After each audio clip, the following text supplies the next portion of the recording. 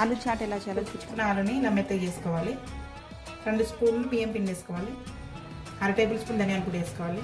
1 table spoon కారం, తగినంత salt, సన్నగా కట్ చేసుకున్న పచ్చిమిర్చి, సన్నగా కట్ చేసుకున్న కొత్తిమీర ఎంత కలుపుకోవాలి. ఈ మిశ్రమం తీసుకోవాలి. కొంచెం ఇలా టిక్కిలా ఒత్తుకోవాలి. ఇలా చేసుకోవాలి. పెనం వేడైనా కొంచెం ఆయిల్ రాసుకోవాలి. ఒక్కొక్కటిగా పెట్టుకోవాలి. ఇలా ఇంకో సైడ్ తిప్పుకోవాలి. 2 వైపులా ఇలా కాలాక ఇలా ప్రెస్ చేసుకోవాలి. ఇలా మంచి కలర్ రాగానే తీసేసుకోవాలి. స్వీట్ పెరుగు వేసుకోవాలి. గ్రీన్ చట్నీ వేసుకోవాలి. కట్టిమిట్టి చట్నీ వేసుకోవాలి. సేవ్ వేసుకోవాలి. కొన్ని దాని గింజలు వేసుకోవాలి. ఆలు చాట్ రెడీ.